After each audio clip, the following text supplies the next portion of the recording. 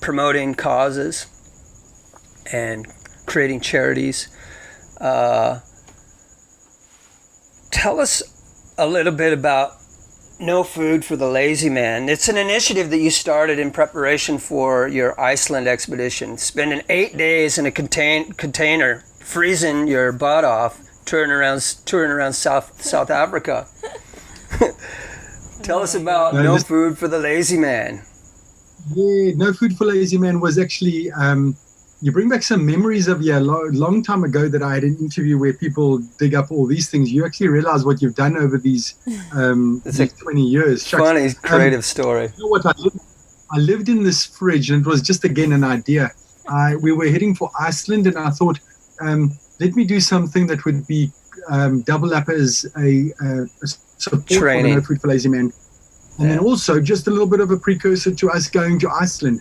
So the normal trucks that you guys see that transport your frozen veggies or your ice cream, I was living in one of those. They had a cycle for me, a rowing machine, and then an area that was slightly warmer. It was maybe -10 for me to be able to sleep in. And so we did that, and was starting off at one of the rugby games, one of the provincial rugby games, which was a big affair in South Africa. Mm-hmm. So you're sitting there with 50,000 people who are coming out of the stadium, and people know me and they just want to chat. And we gave people a chance to come inside there.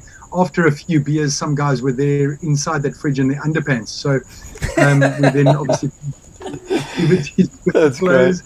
Great. And then we drove all the way down the coast, the east coast of South Africa, which was special because we stopped at a few places that my trust actually does work. And then the trust is focused on entirely supplying schools with underprivileged schools specifically with sporting equipment. We don't give financial support, so we absolutely veer away from trying to give a check or to hand over cash. We hand over sporting gear. Nice. All because I just believe what sport has done for many people. Yeah. You look in places, I could even say the Philippines, and you guys will agree with me. Look at some of your famous sports people. You look at people like in the boxing space, and those kids, when they were kids growing into men, were probably saved the life of being on the streets, if it wasn't for that sport. So I know sport is just that is the magic wand that needs to be waved. 100%. Kids that grounds a lot of people. And then the point was, sorry, I just wanted to end off by saying that the No Food for Lazy Man, the name comes from the number plate that I had on my bicycle that I got from a slogan in West Africa. People in West Africa literally live by this. If you're lazy, you don't Nice. eat. They aren't harsh with each other, but that's the feeling between each other. If I can see Todd is being lazy, I'm allowed to tell you can go hungry Get tonight. it together, boy. You got to start working. Yeah. That's true. So did living in a container van on ice help you adjust for Iceland? No, not at all. That was just for razzmatazz. Come on, that was. I mean, the guys would still be able to pass me through a little vent that we had. They'd be able to pass me a cheeseburger and chips, and they'd be able to bring me something that I desired. I think I was even allowed to have a beer with dinner. So I was treated like a king, but in -25 degrees Celsius. No, listen, it definitely didn't. It did give me an idea of the cold. The freezer units, if you guys have ever been in one of those trucks, it was a 22-foot container, and the fridge unit that's in the back, at the edge near the cabin, that blows out this cold wind.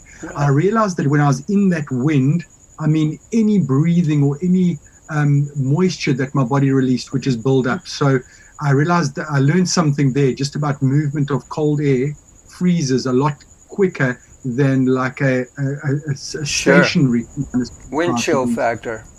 Wind chill. Wow. Yeah.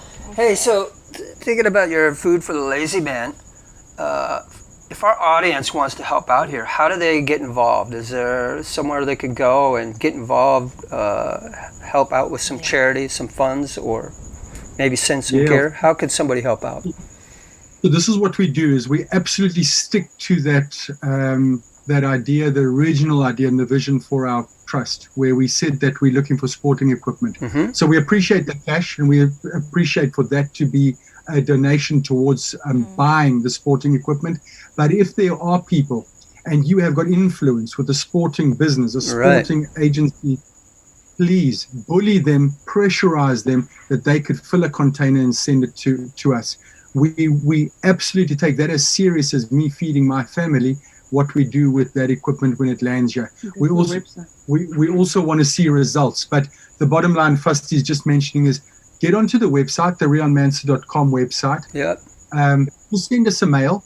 Yep. Tell us what your feeling is, and if it's you want to give $5, we would then work out what we'd buy with that $5 and be able to show you what we did. Sure. But reach out, because I think people listening now realize also just in the adventurous space how sport played something that major part in getting them to that adventurous space. When we were in Dubai, all those people were sporty to some degree, and they have to thank sport for their ability today. Yeah, I agree. Yeah. So Janet was she was actually a